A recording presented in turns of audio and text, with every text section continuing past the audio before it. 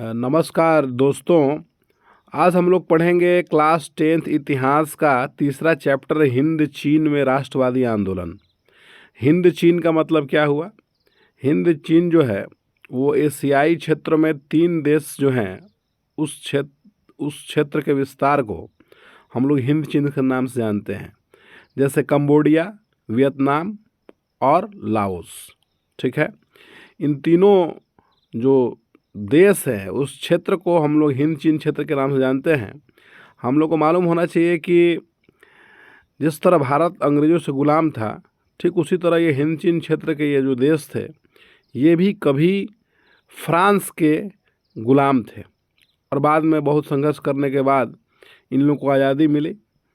तो आज इससे जुड़े हुए ऑब्जेक्टिव जो क्वेश्चन है उसको हम लोग देखने का काम करेंगे। देखिए, पहला जो प्रश्न है कि दक्षिण वियतनाम में किसकी प्रथम सरकार थी, तो इसका उत्तर हो जाएगा बाओ दाई। फिर चलिए, नेक्स्ट क्वेश्चन जो है वह है कि प्रथम जेनेवा कन्वेंशन कब हुआ था, तो इसका उत्तर हो जा रहा है 1864 इसका उत्तर हो जा रहा है। कन्वेंशन का मतलब ये था कि जो युद्ध होता था तो युद्ध में युद्धबंदी पकड़े जाते थे या जो घायल होते थे उनके साथ मानवतापूर्ण व्यवहार किया जाए, उसके लिए कन्वेंशन होता था। नेक्स्ट क्वेश्चन जो है वह है कि अंकोर वाट का मंदिर का निर्माण किसने कराया था, तो इसका उत्तर हो जाएगा सूर्यवर्मा द्वितीय जो था उसने अंकोर वाट के मंदिर का निर्माण करवाया था। चलिए, नेक्स्ट क्वेश्चन पर हम लोग जाते हैं।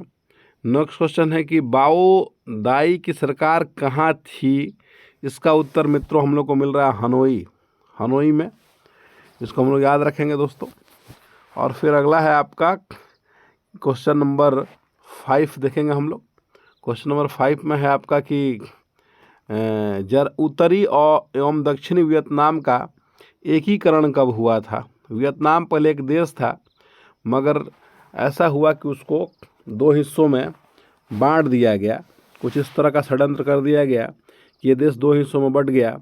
फिर ये 2 हिस्सों में बट गया और दोनों की अखंडता टूट गई। फिर कुछ घटनाक्रम ऐसा होता है कि बाद में सब दोनों जो दक्षिणी और उत्तरी वियतनाम हुआ था वो एकीकरण हो जाता है, दोनों आपस में मिल जाते हैं। तो ये सवाल है कि इनका एकीकरण कब हुआ, तो इसका उत्तर 1975 ईस्वी में हुआ था।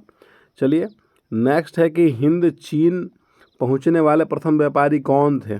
तो इस सवाल अगर मैं आपसे पूछूं कि भारत पहुंचने वाले प्रथम व्यापारी कौन थे, तो उसका उत्तर आप पुर्तगाली दीजिएगा, तो ये इसका भी उत्तर जो हो पुर्तगाल ही होगा कि हिंद चीन पहुंचने वाले जो प्रथम व्यापारी थे वो पुर्तगाली ही थे। ओके, नेक्स्ट क्वेश्चन अब 7 नंबर हम लोग देखेंगे। 7 नंबर क्वेश्चन है कि कंबोडिया की राजधानी कहाँ है, तो कंबोडिया का राजधानी जो है वो आपका नोमपेन है। तो कंबोडिया का राजधानी हो जाएगा नोमपेन। और नेक्स्ट है आपका कि क्वेश्चन नंबर 8 हम लोग देखेंगे कि अंकोर वाट का मंदिर कहाँ है, तो अंकोर वाट का मंदिर कंबोडिया में है। अभी हम लोगों ने पढ़ा था इसको किसने बनाया था, तो सूर्यवर्मन ने बनवाया था। और नेक्स्ट क्वेश्चन जो हम लोग देखने जा रहे हैं अभी क्वेश्चन नंबर 9 हम लोग देखने जा रहे हैं कि आपका क्वेश्चन नंबर 9 हम लोग देखेंगे। इसमें है कि जेनेवा संधि कब हुई। तो जेनेवा संधि जो हुई है दोस्तों वो आपका देखिए क्वेश्चन है कि 1954 में हुआ जेनेवा संधि। ठीक है, जेनेवा संधि जो हुआ था इसके माध्यम से ही आपका जो है कि जो कंबोडिया और ये लाओस थे उसको आज़ाद कर दिया गया था। ठीक है, तो अगला क्वेश्चन है आपका नेक्स्ट है कि हिंद चीन में कोलोन किन्हें कहा जाता था, तो कोलोन किन्हें कहा जाता था, तो कोलोन कहते थे वहाँ फ्रांसीसियों को, जो फ्रांसीसी थे उनको कोलोन कहते थे। जैसे कि अंग्रेज़ों को हम लोग फिरंगी भी कहते थे, उस तरह वहाँ के लोग फ्रांसीसियों को कोलोन कहा करते थे। नेक्स्ट क्वेश्चन देखिए, क्वेश्चन नंबर 11 हम लोग देखने जा रहे हैं। The history of the loss of Vietnam किसने लिखी, तो ये लिखने का काम किया है फान बोई चाउ ने। ये एक वहाँ के बहुत ही बौद्धिक और राष्ट्रवादी नेता थे फान बोई चाउ, इन्होंने ये पुस्तक लिखने का काम किया है। अगला क्वेश्चन है कि हुआ क्वेश्चन नंबर 12 जो है ये कि हुआ आंदोलन किस प्रकृति का था, तो किस तरह का था ये, तो क्रांतिकारी धार्मिक प्रवृत्ति का था ये आंदोलन क्रांतिकारी धार्मिक प्रवृत्ति का था। चलिए नेक्स्ट क्वेश्चन जो है क्वेश्चन नंबर 13 हम लोग देखेंगे।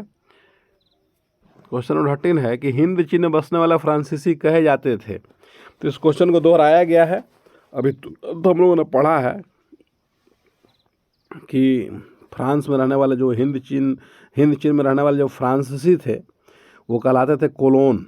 क्या कहलाते थे? कोलोन कहलाते थे।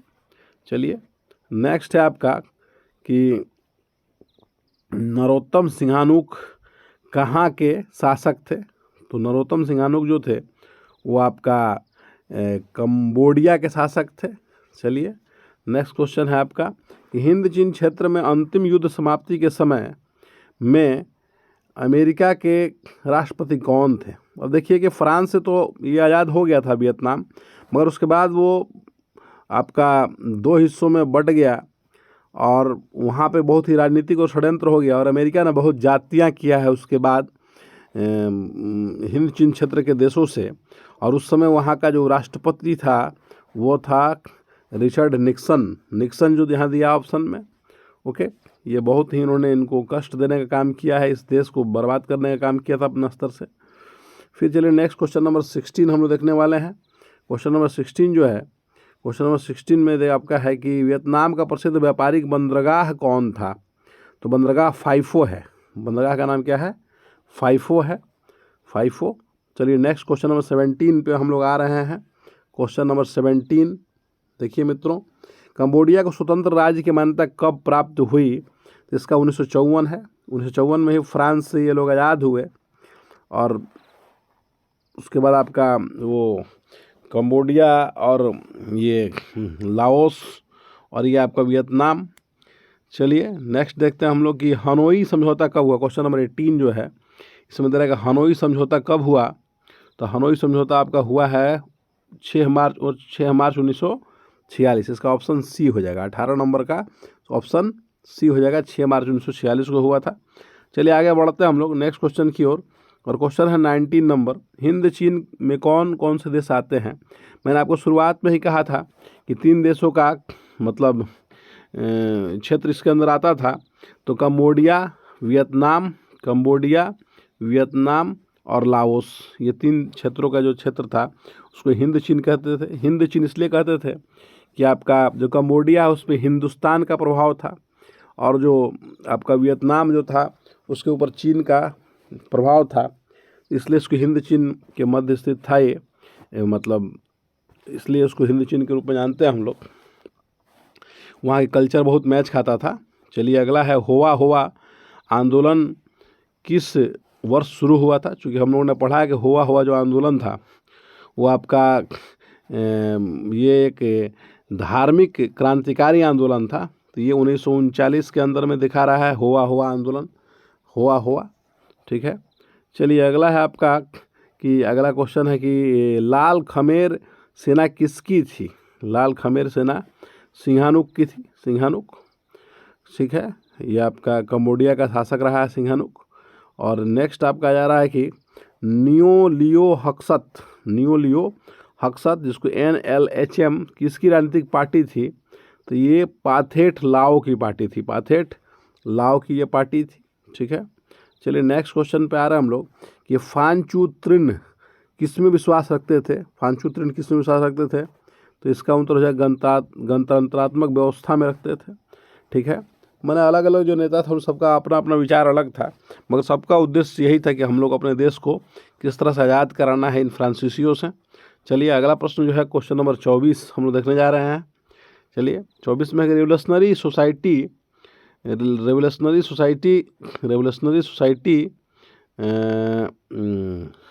इसको दुई तान होई की स्थापना किसने की थी। इसको स्थापना करने का काम जो है फान बोई चाउ ने किया है। चलिए नेक्स्ट क्वेश्चन नंबर 25 पे हम लोग आ रहे हैं दोस्तों। क्वेश्चन नंबर 25 जो है इसमें कि वियतनाम में अत्रापी दल की स्थापना किसने की थी। वियतनाम में अत्रापी दल की स्थापना किसने की थी। तो इसका आंसर आ जा रहा है आपका जॉन ग्युएन आई ने किया था इसको। ठीक है, जोन गिवन आईए ने किया था। तो बहुत सारे क्वेश्चन हम लोग देख लिए दोस्तों। अब मुझे लग रहा है कि ये चैप्टर समाप्त हो चुका है। ये सारे क्वेश्चन बहुत इंपॉर्टेंट है और इसको आप लोग करिए ताकि आप ज़्यादा से ज़्यादा मार्क्स उठा पाए।